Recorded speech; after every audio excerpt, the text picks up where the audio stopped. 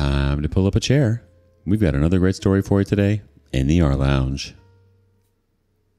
Yeah, so imagine finding out your fiance has been too busy to mention your engagement to her best friend, the same friend who once tried to get out of the friend zone by confessing his undying love, only to be politely exiled to the just friends level. Today in the rLounge, it's judgment time. Am I the a-hole for breaking up with my fiance for telling her best friend she was not engaged? My now ex-fiance, 30 female, and me, male 27, got engaged 3 weeks ago. We've been dating for 5 years and I finally get the money to give her the wedding she wanted. Well, 3 days ago we were discussing our guest list and I asked her if she wanted to invite her best friend. Let's call him James, male 30. James lives in another state, but since they were friends for 10 years, I thought I could even pay for his travel expenses since it would be great to have her best friend at the wedding. She denied, saying that it would take a lot of work to bring him, and she wanted it to be a family event. Countless times she mentioned that James was like family to her, so I insisted. She got annoyed and said, "I didn't even tell him we were engaged." That took me by surprise. I tried to ask why, but she started stonewalling me, and I left her alone. After a couple of hours, I tried to ask her again why she hasn't told him we were engaged, and she still refused to tell me. And I admit, my insecurity got the better of me. In the past, James had confessed that he had feelings for her, which she turned down and basically friend-zoned him. But by the way she told me, it always sounded like she had him as a backup, something not only me, but her exes realized. She married him online. They always made their World of Warcraft characters look like a couple, like wearing the same transmog and crap like that. When she had a fight with her exes, he was always there for her, and etc. I told her that made me uncomfortable, and if she was not planning to tell him, she might as well consider herself single, because I would not marry someone who couldn't be honest. Yes, I was pretty immature, but she did something even more immature. She texted him while showing me her phone, something like, "Hey, just so you know, I got engaged, but not anymore," and sent it to him. I told her to pack her things and leave my house. Ever since she left, she's been calling me, but I refused to answer. My mom called me because she apparently called my mom and said that I was an a-hole for ending things for such a ridiculous thing. So am I the a-hole? Edit. Sorry for the typo in the title. Edit 2. Hey guys, I made some dinner and I think I'm going to go with a particular user's idea. Cool username, by the way. I'm going to ask her to meet up and ask to see their messages. And to another user, I'm already low contact with my mom, but I'm going to make my decisions after I clear everything up. So I'm kind of promising an update. Let's get a couple comments real quick. First up, not the a-hole. There's a reason she won't tell her best friend that she plans on getting married.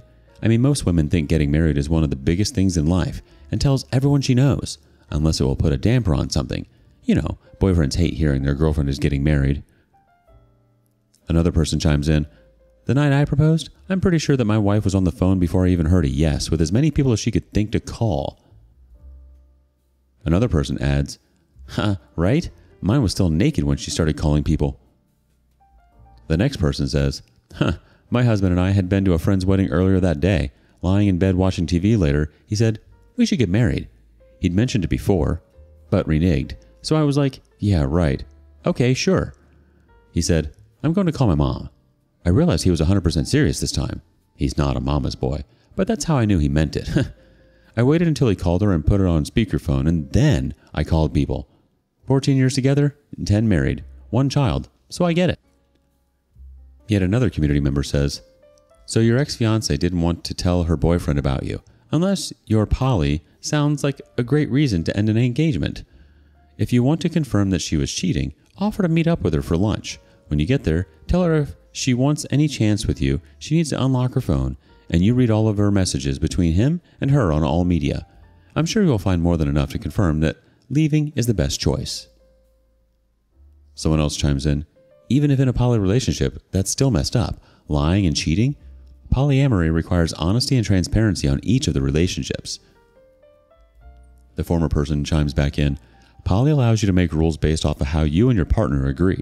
I have known a couple of people who have had successful don't ask, don't tell polyamorous relationships. That is their choice and how they choose to be. That is the only time I could figure out how this could possibly be okay. That is why I put in the exception. But some people who are poly don't accept, don't ask, don't tell, unless a viable relationship. And to that I say, allow people to make their own choices on how they choose to be in a relationship, the same way you would like people to allow you to choose. Personally, with my 16 years experience as polyamory, I prefer a kitchen table poly, but I also accept that people have different things that work for them. One more community comment. You've done well to get rid of one woman who claims to love you but fundamentally doesn't respect you and believes you should eat crap in your relationships. Sadly, you've got another woman who fits that description, your mother, and it'll be trickier to get rid of her. That judgment was not the a-hole. Well, so your fiancé says James is like family, but apparently he's the kind of family that doesn't get invited to a wedding or even hear about it. But of course, they're just friends, right? Then when you ask to hear about it, she stonewalls you. Something isn't quite adding up here, OP. Maybe she didn't want him at the wedding because she'd rather he were the groom. I said it. Update. 1 day later. Hey guys, I just got home after talking to my still ex-fiancé. And since a lot of people asked for an update, here it is. But I want to clarify a few things. As commented on my original post, I paid for the house since I bought it before dating her, and I asked her to move in since it was close to her job. I work from home since I'm in tech, but she had to go to work. That's why I paid for her car to help her commute. And honestly, her salary is crap. I was her partner, so I didn't see any problem with that. I thought she was the one, despite everything. She's smart, funny. We had chemistry, but I felt betrayed. To the update. We met at a coffee shop on the premise we would discuss how to save our relationship. At least, that's what she thought. As soon as we sat down, I asked to see their messages. She got defensive immediately and told me she had deleted everything. I asked to see her phone anyway. She started to cry, ugly cry, asking me to stop. At that point, I had already decided I was not going to be part of the relationship anymore, but dang, I was curious. It took a good 20 minutes for her to hand me her phone, a lot of crying, even a waitress asking her if she was okay. So I read the messages. There wasn't any cheating like nudes being exchanged, them professing their love for each other, but what I read still stung. There was a lot of crap talking about me. A lot. Texts and texts of them saying how terrible of a person I was, criticizing my hobbies. I like video games and pro wrestling, saying I wasn't a real man because of them and stuff like that. But there were two topics that caught my eye. One where she had told him I was having trouble getting hard, and that was frustrating for her. And one where she was complaining about how she didn't want to be stuck in our relationship. Yes, I was having problems in bed because I was sad because my father had passed away 6 months ago. And the stuck thing. I remember telling her that when we got married, if she wanted, she could leave her job and I would provide for both of us. I don't know if she took this the wrong way, but I guess it was related to that. I honestly don't know. By the time I gave her phone back, she was already giving excuses on why she was saying those things to him, how he was like a therapist for her. And then she asked me, "Don't you complain about me to your friends?" I just simply replied, "No, I don't." She started crying again. I took a pretty deep breath and just said, "Just give me the ring back." I didn't have the ring with me like some suggested. She hesitated a bit, but gave it to me anyway. I stood up and asked her to delete my number and to not bother me anymore. I called her mom and asked her to pick up her daughter's stuff at my place. Her mom is a good person. I'm just realizing I'm going to miss her as I write this. She understood why I decided to end it, but she didn't ask much. And to be honest, I'm glad she didn't. As for my mom, I didn't call her. I just blocked her for things unrelated to this post. I just realized she never had my back in anything. I was always trying to save an already failed mom-son relationship. Before I leave, I just want to clarify. I was never against her having male friends, or any type of friends.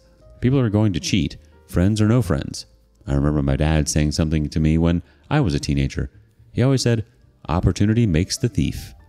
But I do not agree with that. Anyway, since I have the next 2 weeks off of work, I'm going to figure out what to do with the wedding money. Drink some booze, play the games, and watch Monday Night Raw later. Peace. P.S. Sorry for any typos, but I fixed the title now. Edit. A couple of people are asking about the car. It's a 2015 Nissan Versa which she crashed 2 times. Both times, she rear-ended someone. Never liked the car, weak engine, the interior feels cheap and overall bad. So for all I care, she can keep the piece of crap. I would have the more luck throwing it off a cliff than selling it. Edit 2. Little update. Her mom called me a few hours ago to check on me and to ask when she could come and pick up her ex's stuff. We spoke about the car and she basically forbid me to let her daughter keep the car because 1, I paid for it, 2, X wouldn't be able to maintain it. So I'm going to keep the car until I'm able to sell it. God help me. Also, some people called the story fake because they said I wasn't a real man for playing games, and yet they played World of Warcraft. To be honest, that's on me because I wasn't very clear. The real man thing was more about the pro wrestling hobby than the gaming hobby. but in some messages they clearly mocked me for playing some games. Life is Strange series. In one I remember, James says something like, "How could a grown freaking man play such a girly game and cry?" Yes, I cried playing Life is Strange. I also cried at Red Dead Redemption 2. The I'm afraid cutscene still makes me emotional. I'm a crybaby, I guess. Also, I wanted to thank everybody who messaged me to talk about wrestling and games. It really helped me take my mind out of everything. I haven't replied to everyone, but I intend to. If anything happens, I'll let you guys know. Be good, people. Let's get a couple more community comments. First one, James saying you're not a real man because you play video games while simultaneously creating his World of Warcraft character to match a girl who smacked him into the friend zone backup plan option is galactic levels of cuck-fueled irony. OP, you gave your time, effort, and money to someone who didn't deserve it. It's unfortunate, but it can happen. Take some time to heal and become the best version of yourself. All the best. Next comment says, is galactic levels of cuck-fueled irony. Ouch, that was nicely done.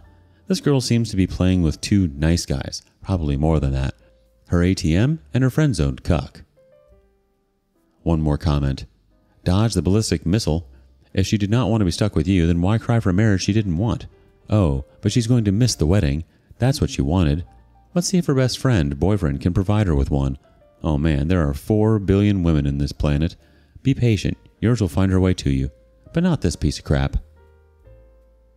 You're supposedly not a real man for playing video games, but James, who's role-playing as her virtual husband in World of Warcraft while getting therapist vibes from trashing you, somehow is? New update, 10 days later. Hey guys, it's been a couple of days since I used this account to tell my story, and some things happened, but this is a positive update. First, I want to say thank you to everyone who reached out in my DMs and commented saying nice things. It felt really good and I appreciate y'all. Some of you actually made me tear up with your kind messages. Second, I saw my 2 previous posts were on a YouTube video of a guy who reads Reddit posts, and my update was on a particular channel, a subreddit I read a lot, and that caught me off guard. But I want to express my gratitude for everyone who gave me advice, told their own story, or just told me I was a cool guy. Reading your messages before writing this felt amazing. I also want to say I thought about my engagement a lot, and I have no regrets whatsoever. Yeah, things ended badly, and she was not a good person to me at the end, but I just don't hate her, nor do I wish for her to fail. We had some good moments. I felt happy with her, and again, I really thought she was the one. Feeling hatred was going to harm me more than her. To the update. Her mom came back to pick up her stuff, and we talked for hours. It felt like therapy. I cried on her shoulders. We laughed. She expressed how much I meant to her family, and that I would be always welcome in her home. It felt so good to hear her say those things to me. Before she left, she asked me if I wanted to ask about my ex. I got curious and asked how she was doing. Her words were, "She's dying to act stoic, but I know my daughter. She's not taking this well." I left it at that. She gave me a hug and left. About the car, I'm going to donate it and get a tax write-off. But to the thing I'm excited about is that I'm going to Royal Rumble. I've never even watched Raw or SmackDown live, but now I have the extra cash. I'm going to treat myself. Again, thank you all for reaching out. Sorry for the people who love drama that this update doesn't have any unwanted pregnancy, a fight, chaos, or a plot twist. The truth is that my life is just really, really boring. Be kind, people.